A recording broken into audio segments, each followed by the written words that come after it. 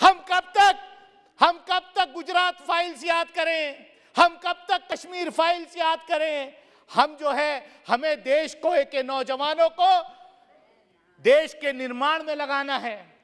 हमें बांटने का काम नहीं करना है। हो सकता है ये नफरत फैला करके आपको कुछ पॉलिटिकल फायदा हो जाए कि ऐसी किसी भी मूवी पर, ऐसी किसी भी फिल्म के ऊपर जो है तत्काल बैन लगाया जाना चाहिए जो इस देश में नफरत की भावनाएं पैदा करती है, नफरत की भावनाएं फैलाती है। ऐसी स्थिति से 10,000 से ज्यादा हाफ विडोज जो हैं वहां पर झेल रही हैं। धन्यवाद सभापति महोदय कि आपने मुझे बोलने दिया का मौका दिया। जो बजट अनुपूरक मांगे हम जम्मू कश्मीर के बारे में यहाँ डिस्कस कर रहे हैं, ये अधिकार तो जम्मू कश्मीर के जो इलेक्टेड रिप्रेजेंटेटिव वहाँ असेंबली में होते, ये उनका अधिकार था। लेकिन हमने, इस सदन ने ही उनके उस अधिकार को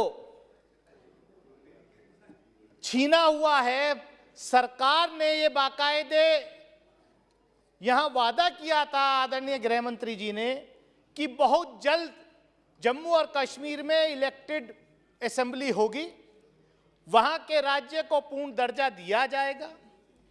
लेकिन आखिर ऐसी कौन सी वजह है कि जम्मू कश्मीर के लोग 5 अगस्त 2019 के बाद से 1 साल से ज्यादा बिल्कुल लॉकडाउन की स्थिति में रहे? ना इंटरनेट कनेक्शन था, ना टेलीफोन था, ना कुछ था।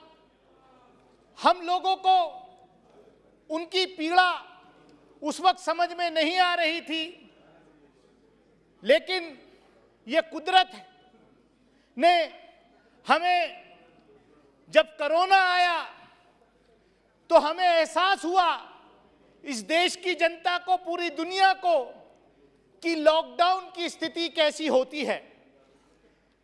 मैं आपके माध्यम से सरकार से यही कहूंगा कि जल्द से जल्द जम्मू एंड कश्मीर में चुनाव कराए जाएं, डिलिमिटेशन का बहाना लेकर के चुनाव वहां स्थगित ना रखे जाएं। जो इलेक्टेड रिप्रेजेंटेटिव हैं, ये अधिकार उनको दिया जाए। किसी से छुपा नहीं है कि जम्मू कश्मीर के क्या हालात, पिछले 3 दशकों में कितने लोग वहां मारे गए, हजारों की संख्या में लोग मारे गए, कश्मीरी पंडितों को वहां से निकाला गया, 10,000 से ऊपर का आंकड़ा है हाफ विडो का। ये टर्मिनोलॉजी हाफ विडो, मैंने जब मैं कश्मीर गया था, जम्मू कश्मीर गया था एक डेलीगेशन में, तो मेरे सामने ये टर्मिनोलॉजी वहां पर आई। मैंने कहा ये हाफ विडो क्या है साहब? बोले हाफ विडो ये वो है जो जम्मू कश्मीर के नौजवानों को रातों रात गायब कर दिया गया। उनकी पत्नियां उनको ढूंढ रही हैं कि वो जिंदा हैं या मर गए हैं। और हमारे यहां, हमारी भारतीय संस्कृति में ये है कि अगर, मैं खाली इस्लामिक लॉ में बात नहीं कर रहा, इवन भारतीय संस्कृति में भी ये है कि जब तक अगर किसी औरत का शौहर, अगर किसी पत्नी का पति गायब हो जाता है, जब तक उसको सबूत ना मिल जाए कि हां उसका पति जिंदा नहीं है, तो वो दूसरी शादी भी नहीं कर सकती। ऐसी स्थिति से 10,000 से ज्यादा हाफ विडोज जो हैं वहां पर झेल रही हैं। 50 हजार बेगुनाह लोग वहां मारे गए हैं। और जब ये सरकार आई थी तो इन्होंने वादा किया था कि कश्मीरी पंडितों को वहां पुनर्स्थापित किया जाएगा। मैं आपके माध्यम से पूछना चाहता हूं सरकार से कि पिछले 2 वर्ष में आपने कितने कश्मीरी पंडितों को पुनर्स्थापित किया? पिछले 7 वर्ष में आपने कितने कश्मीरी पंडितों को स्थापित किया जम्मू कश्मीर के अंदर?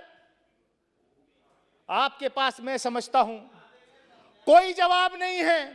हां, आपने पिछले 7 साल में बड़े अभी माननीय मंत्री जी कह रहे थे कि हमने ये किया, हमने, हाँ आपने किया।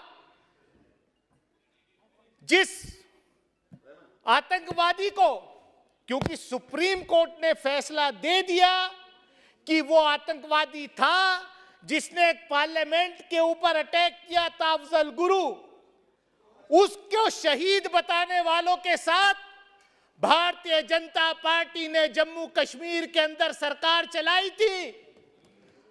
और आप कहते हैं उनकी बात, आप सिर्फ यहां पर बात आई अभी कि कश्मीर फाइल्स एक मूवी आई है, उसको देखना चाहिए। मैं कहना चाहता हूं माननीय सभापति महोदय, कश्मीर फाइल्स हो या गुजरात फाइल्स हो, कश्मीर फाइल्स पे या गुजरात फाइल्स पे मूवीज बना करके लोगों में नफरत का माहौल पैदा नहीं करना चाहिए। और ये नफरत जो है ये हमें खा जाएगी। और ये देश में जो मेरी आपके माध्यम से मांग है कि ऐसी किसी भी मूवी पर, ऐसी किसी भी फिल्म के ऊपर जो है तत्काल बैन लगाया जाना चाहिए जो इस देश में नफरत की भावनाएं पैदा करती है, नफरत की भावनाएं फैलाती है।